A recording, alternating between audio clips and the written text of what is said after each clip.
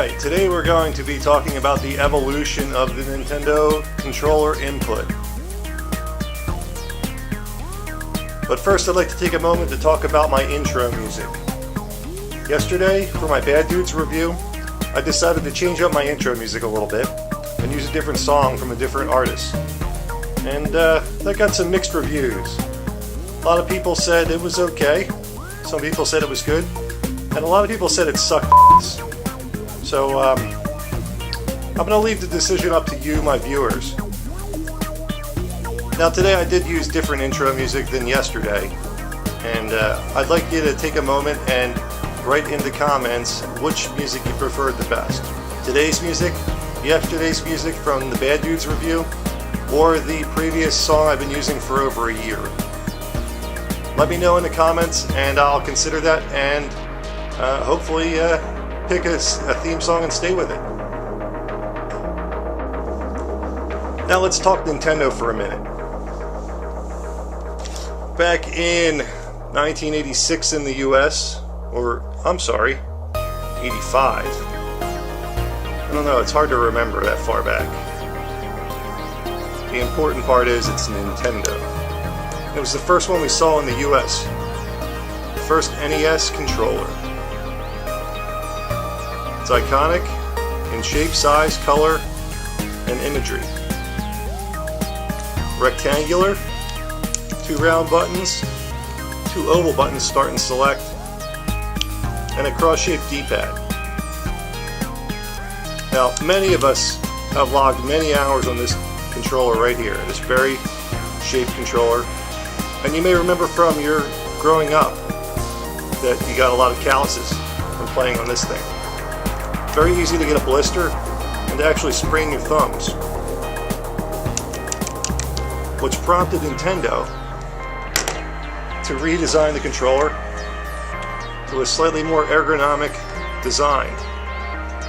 We have a rounded shape now. It fits better in the hand. Same button configuration, but the buttons are angled slightly to make easier access with your thumbs. Start and select buttons are angled, but that wasn't really that necessary. D-pad's in the same place. The back of the controller has a bit of a curve to it. Feels a little more comfortable in the hand.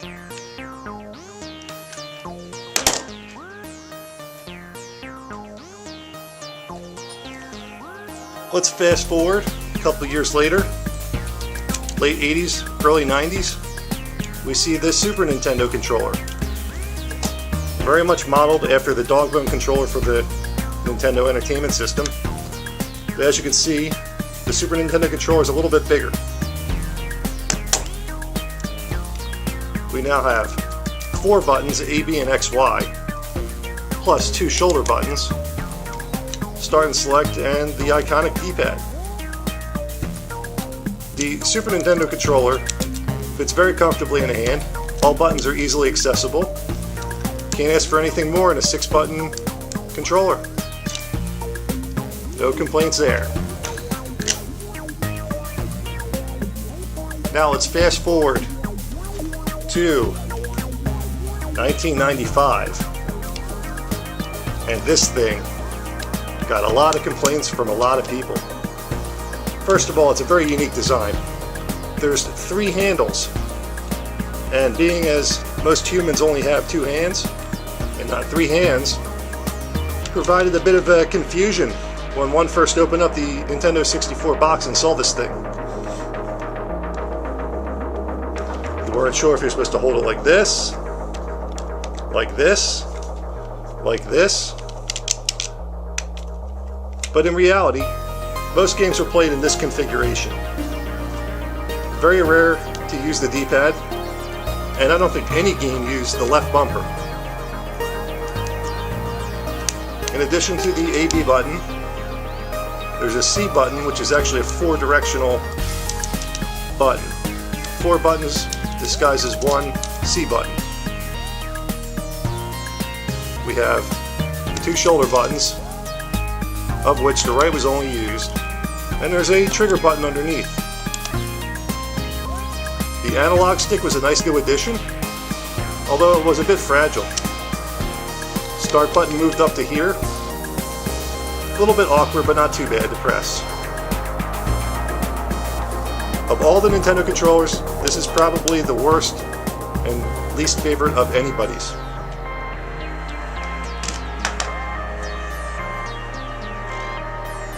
Let's move forward to 2000, 2001 with the GameCube controller. Although it's similar in shape, size, and whatnot of the N64 controller, it's much more comfortable. All buttons can be accessed easily just by holding onto the controller.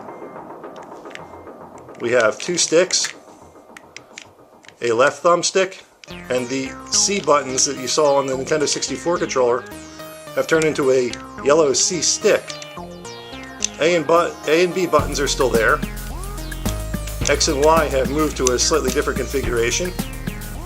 You have two shoulder triggers and a Z button, plus the D-pad and the start button. This is a pretty good controller. This is my second favorite Nintendo controller, next to the Super Nintendo. Fast forward a couple years more, and we have the Wiimote. This thing is in its own category, I feel. Although it is a controller for a video game system, it's completely different than any of the other ones. You simply point it to play. Move it around, move it throughout the air. We have an A button on top, a B button underneath, a 1 and 2 button, a home button, a plus and a minus, and a D-pad, plus a power button.